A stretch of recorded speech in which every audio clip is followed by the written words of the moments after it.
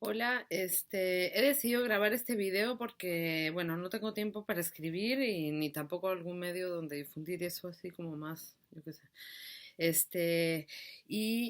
Bueno, y quería decir algunas cosas en relación al debate que está habiendo sobre el retiro de los monumentos coloniales en la ciudad de Barcelona.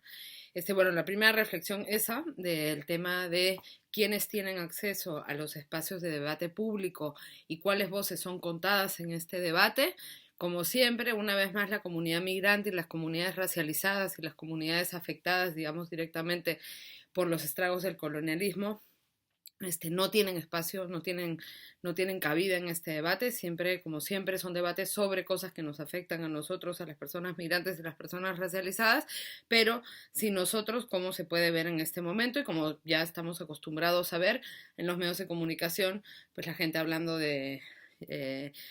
por ejemplo, políticas migratorias, pero sin las personas migrantes. Eso, por un lado, reflexionar que ni en los medios, y obviamente después si esto pasa a instancias parlamentarias o lo que sea, acá no van a estar las voces de las personas migrantes ni de las personas racializadas, que muchísimas han venido reclamando durante muchos años el retiro de estos monumentos y desde hace mucho tiempo hay mucha gente y muchos colectivos que están pidiendo el retiro tanto del Monumento a Colón como de otros monumentos. En relación a eso también, por ejemplo, fíjense que personas como Empar Moliner, una mujer blanca, europea, catalana, con libertad de movimiento, una persona que a diferencia que de las personas migrantes que provenimos de las ex colonias, no se nos permite movernos, no se nos permite casi entrar a Europa, se nos exige toda una serie, se nos pone toda una serie de restricciones por no ser europeos. Esta señora Empar Moliner, eh, apoyada por TV3, apoyada por la televisión pública, apoyada por toda una serie de cosas, se da hasta el lujo de desearle la muerte a las personas migrantes que se dedican a la venta ambulante en la Rambla de Barcelona al hablar de estos monumentos, ¿no? Entonces es increíble que las personas migrantes no tengamos acceso a este debate, pero que personas europeas blancas privilegiadas como Empar Moliner puedan tener, aparte del medio para hablar, puedan tener el espacio y la libertad de decir cosas tan violentas como la que ha dicho esta señora. Para llegar a decir una cosa como la que dice Empar Moliner, que es desear que las personas vendedoras ambulantes se ahoguen en el mar, y peor aún teniendo en cuenta que hay más de 40.000 personas migrantes y refugiadas ahogadas ya en ese mar producto de las políticas coloniales, de las políticas de control migratorio de Europa, de España, de Cataluña, y que también se terminan reproduciendo en Barcelona. Es increíble que esta señora tiene ese espacio. ¿Y por qué lo puede tener? ¿Por qué puede tener esa libertad de decir eso? Porque hay mucha gente que apoya ese tipo de declaraciones. Empar Moliner no podría decir eso en la televisión pública con total libertad y con total tranquilidad, si es que le diese miedo la reacción que pueda haber. ¿Qué pasa? La televisión pública, por un lado, está siempre plagada de este tipo de comentarios. Por otro lado, las autoridades no van a hacer absolutamente nada en relación a esto. Por otro lado, la clase política tampoco va a hacer nada en relación a esto. Quizás algún grupo de izquierda haga algún tipo de comentario o algún rechazo. La señora Empar Moliner no va a pagar las consecuencias de decir algo algo tan violento como esto. Y por otro lado, TV3 y digamos todas las entidades que tienen que ver con la televisión pública no van a hacer nada al respecto. Y lo peor de todo es que hay una gran parte de la ciudadanía, y eso es muy importante tenerlo en cuenta, que piensa y apoya lo que dice Empar Moliner, y es por esto que Empar Moliner puede salir a decir eso en la televisión. Mientras, repito, las personas migrantes, las personas afectadas por esos monumentos directamente, las personas racializadas que viven en la ciudad de Barcelona no tienen ni siquiera acceso a una entrevista, porque es más importante lo que piense cualquier ciudadano privilegiado europeo blanco antes de lo que piense una persona que ha sido afectada por esos monumentos y a los cuales ofende directamente esos monumentos. Y es más importante la opinión racista de esta señora que la opinión de miles de personas migrantes que vivimos en el territorio catalán y español. Por otro lado, ¿por qué es importante retirar los monumentos? No solamente es por una cuestión ofensiva a nivel simbólica, porque son ofensivos para con muchos de nosotros, por favor, tener en cuenta que a las personas migrantes, a los que se nos llama inmigrantes, a los que se nos aplica la ley de extranjería, todos provenimos de ex colonias europeas, por eso esto está muy relacionado, por eso tiene que ver los monumentos coloniales con todo este tema, y no es solamente, repito, una cuestión del ofensivo que puede ser un monumento de este tipo para nuestras comunidades, que lo es, ver a un indígena arrodillado ante un cura, como en el monumento a Colón en la ciudad de Barcelona, es ampliamente ofensivo. Por otro lado, hay unas placas en la base de ese monumento en donde se ve a Colón abriendo una cortina y hay un grupo de personas indígenas asustadas y como escondidas y puestas como si fuesen salvajes. Entonces no es solamente esto que ya es ofensivo en sí, sino es que estos monumentos tienen una función muy importante hoy en día. Primero porque no los vamos a encontrar solamente en Barcelona, sino a lo largo de Europa. ¿Y por qué es importante? Porque representan que el orden colonial sigue en pie. ¿Y cómo está el orden colonial todavía en pie? En el centro de internamiento de extranjeros, en los 300 centros de internamiento de extranjeros que hay en Europa, en las deportaciones diarias que hay, en la persecución, detención y deportación de personas migrantes. Lo que quiero decir es que no puede existir un centro de internamiento de extranjeros sin un monumento a Colón. ¿Por qué? Porque esas narrativas que está reivindicando Barcelona, Cataluña, España y la Unión Europea y Europa en general, esas narrativas de reivindicar el colonialismo y el imperialismo, también reivindican el racismo y la versión de que las personas racializadas, las personas que vienen de las excolonias son inferiores a los europeos. Entonces, por eso les sirve tener a un indígena arrodillado ante un cura, porque mantiene la narrativa de que nosotros tenemos que estar en nuestras rodillas frente a los ciudadanos de primera categoría españoles y europeos o catalanes. Por otro lado, no es solamente el monumento a Colón, son muchos monumentos, muchas calles y muchos edificios que tienen que pasar por una revisión. Porque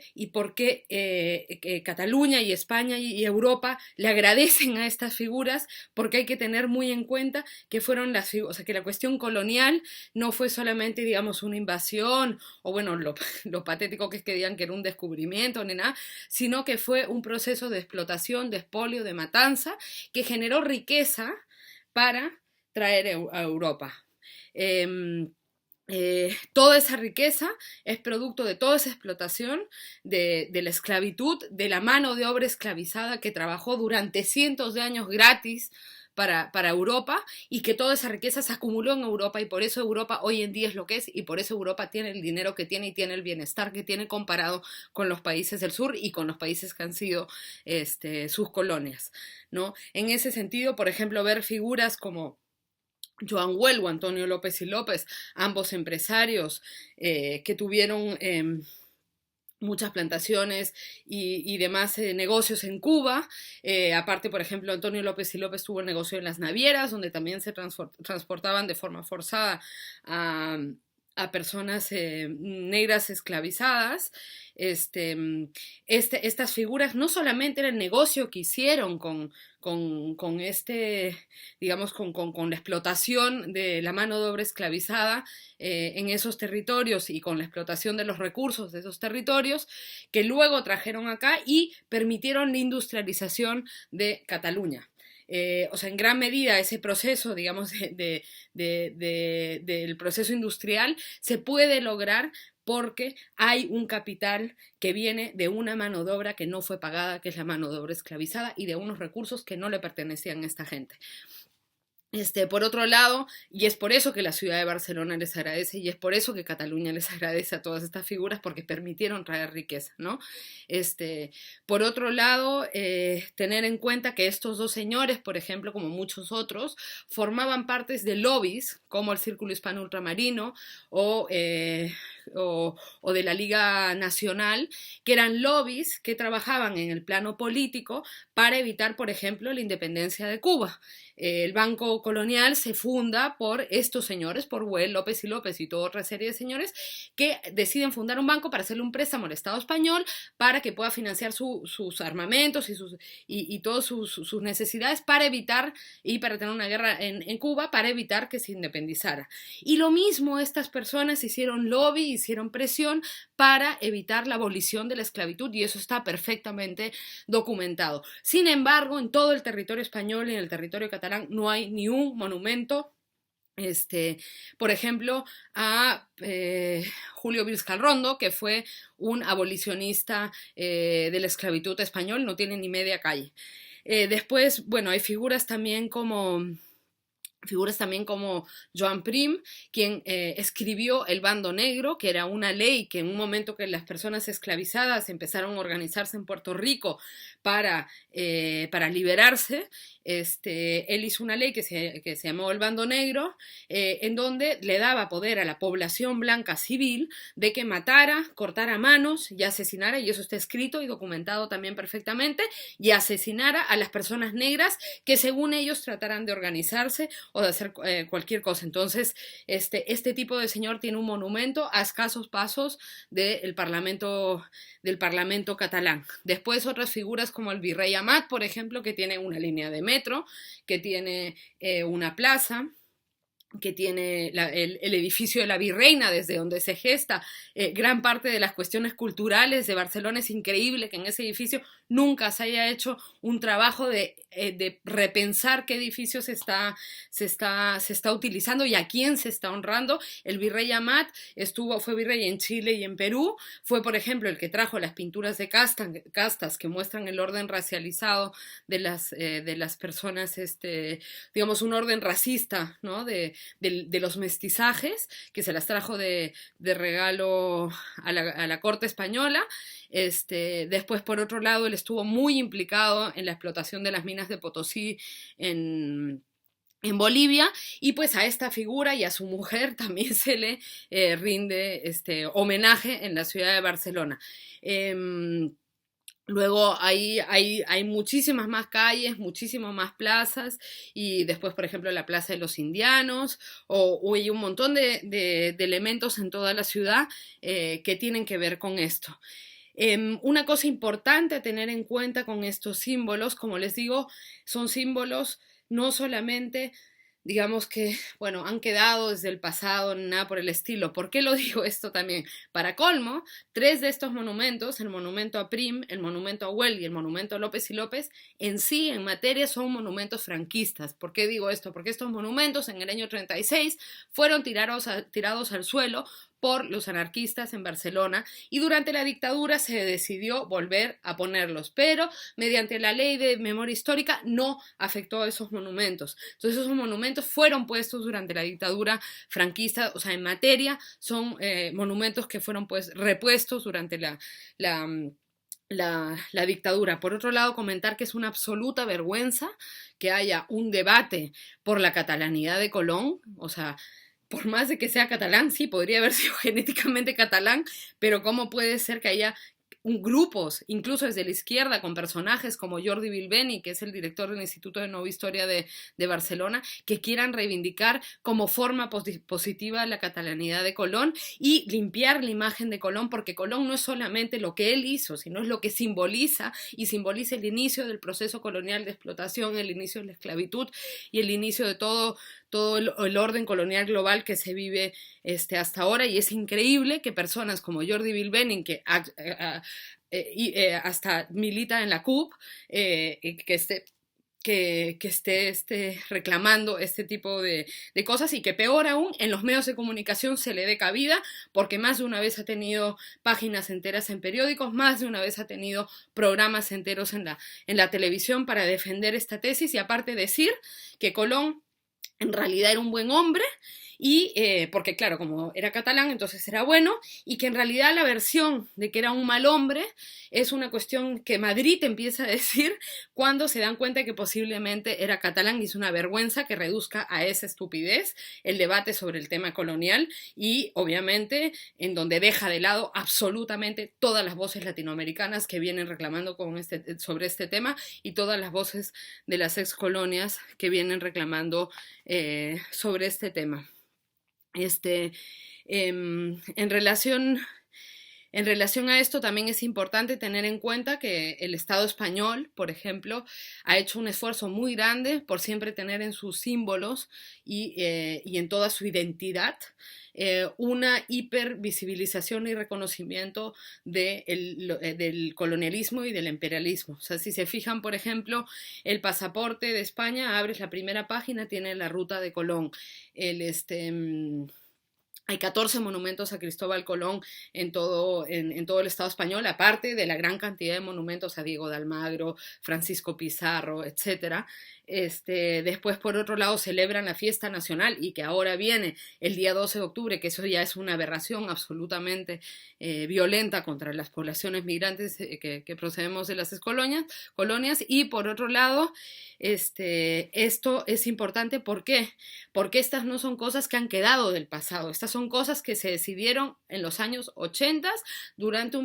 el proceso de entrada a la democracia, que se repensó la identidad española porque durante la dictadura, si bien habían el 12 de octubre se celebraba como el Día de la Raza, no era el Día de la Fiesta Nacional y el pasaporte no tenía esa ruta. Entonces, cuando se vuelve a buscar una identidad española en los años 80 y con el PSOE, se decide volver a esas historias coloniales y a reivindicar el colonialismo. Incluso, por ejemplo, hospitales como el 12 de octubre en Madrid,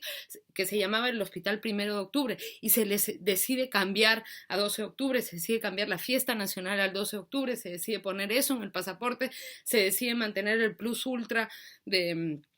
escudo, que quiere decir más allá, que hace referencia al viaje de Colón, y entonces, por ende, estas son políticas identitarias que se dan en el mismo momento que España está entrando a la Unión Europea y que están empezando a gestar las leyes de extranjería. Y bueno, ya para cerrar, es importante, como digo, no solamente por la ofensa que supone, sino porque supone que el colonialismo sigue en pie, supone que el orden colonial sigue en pie, supone que se reivindica como positivo todas estas figuras desde el contexto barcelonés, catalán, español y europeo. Y esto, insisto, lo más grave es que gracias a la existencia de estos monumentos, es una